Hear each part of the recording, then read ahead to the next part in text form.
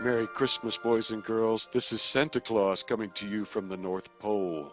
You know many stories about Rudolph and Frosty and the night before Christmas, but Santa Claus enjoys many, many Christmas stories, like the cat that climbed the Christmas tree. Ho, ho, ho, ho, ho. Let's start the story. It was Benny the Cat's first Christmas. On Christmas Eve, armloads of boxes were carried into the living room. Out of the tissue paper and cellophane bags, wonderful objects appeared to be hung on the Christmas tree. Benny was fascinated. He stood on his hind legs and grabbed the lowest branch of the tree with an eager paw. "Now, Benny, behave yourself," Emily laughed and swooped him away. "Christmas trees are not for cats." No, they are not. But after the family was in bed, Benny sat on the foot of the Christmas tree. Glass balls sparkled in the moonlight. Tiny sleds, velvet mice, and reindeer with real bells dangled from the branch tips. In the upper boughs, Chinese ladies and miniature soldiers floated in the half shadows. And on the highest branch, an angel stood in silent watch. Benny just had to have a closer look. His muscles tensed, his tail twitched. What a climb this would be, right to the very top. In one quick leap, he was on a low branch, nose to nose with an old fuzzy reindeer. He gave a little tap to make the reindeer spin, and for good measure, a playful growl. The reindeer tossed his head and snorted. Benny was so surprised he nearly fell off the branch. "You're real?" he said. "Of course," the reindeer replied. Then Benny heard excited chatter and bits of song filtering through the branches.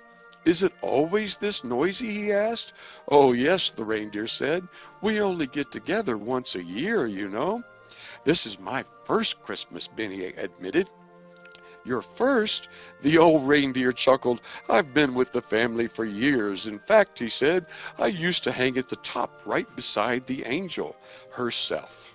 "Really? At the top? That's where I'm headed now," Benny said, and with a wave, he scrambled on to a higher branch. Up Benny climbed past silver flutes and tiny drums. Miniature skaters called to one another, and old-fashioned clothespin ladies gossiped on their boughs. Suddenly, a familiar squeal caught his attention. A velvet mouse peeked out of a red stocking. Curious, Benny approached the mouse, ducked out of sight immediately. "Go away!" the mouse cried. "Don't worry," Benny said reassuringly. "I never hunt velvet mice. Besides, I'm on my way to the top of the tree." The mouse cautiously rose from his stocking and regarded Benny with interest. "That's very unusual," the mouse said, "and possibly risky." The mouse is talking to Benny. Benny shouldn't be climbing that tree, should he? "Cats thrive on risk," Benny scoffed. "Just the other day I jumped right from the kitchen counter to the table, and I was carrying a piece of bacon at the same time."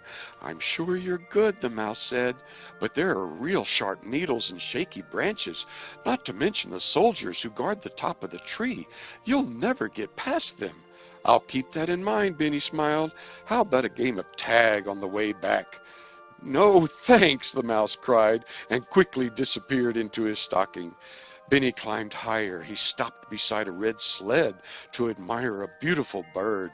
She was perched before a tiny music stand, and her long iridescent tail swept to the branch below. "Why, it's a cat!" the bird cried. "However did you get up here?" "I climbed," said Benny proudly. "Such bravery! Your reward will be a song.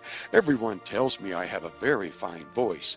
Benny glanced up. Was that the lacy hem of the angel's skirt right up ahead? "No," he said, "I can't stay." Benny reached the next branch. Chinese ladies whispered behind their fans. One pointed at something over Benny's shoulder. Before he could turn, Benny heard a shout. "Halt! Who goes there?" The soldiers, their leader, advanced and stood before them. "I'm Benny the Cat," Benny answered in his most charming voice. "I'm coming to see the top of the tree." "No cats in this tree," the leader said firmly. "Go back." "But I'd love to see the angel," Benny said, smiling pleasantly. "I'll be just a minute." Benny started around the line of soldiers, but they rushed to bar his way. Benny was too fast for them. He leapt to one side and broke past. Two glass bells crashed to the floor. The tree was in an uproar.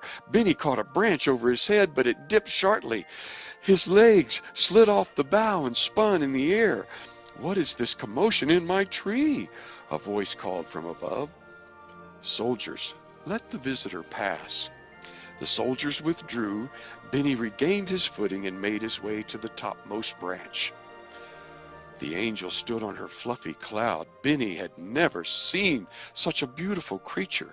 She wore a long gown of satin and lace, and she had two graceful silk wings. "Benny, what is this disturbance?" she asked. "I was just out for a climb. How do you know my name?" "I'm the guardian angel. I watch over and protect all the household at Christmas time." "Even me?" "Especially you." Benny studied a paw while he thought this over. "Benny, cats do not belong in Christmas trees," the angel continued. More gently now. "Didn't your family tell you that?" I guess so." The angel sighed. "Well, you must leave now. How are you going to get down?" Down? Benny hadn't thought of that. He gazed over the edge of the branch. It was a long way to the floor. Benny remembered a time last summer when he'd been rescued from the garage roof with a ladder. Of course, he was just a kitten then. "Actually, my specialty is to climb up," Benny said, looking back at the angel. "Usually I just wrap my paws around the trunk and scoot down backward." The angel smiled. "I think that might be disastrous for the tree. Any other ideas?" "I don't suppose you have a ladder?" Benny asked hopefully. The angel shook her head. "Well then," Benny announced, "I'll just have to go down the way I came up." Benny jumped to a lower branch, but the branch drooped when he landed, and then the entire tree began to sway. "Halt!" the soldier shouted. "My music stand!" chirped the bird. "I knew this would happen," the mouse squealed. "Benny, come back! We must get you down another way. Soldiers, please bring me the red sled 4 branches down." Benny heard a rustling. In a moment, 2 soldiers appeared carrying the brightly painted sled. Somehow the sled seemed larger here on the highest bough. When the angel said, "Step on," Benny found that he just fit, although he had to tuck his tail in. "This is great," Benny cried. "Can I do loops?" "No loops," the angel said. "Behave yourself. I'll be watching." The angel reached down and stroked Benny's head. Her touch was as soft as the velvet inside the old violin case where Benny had once fallen asleep. Then she smiled. "Are you ready?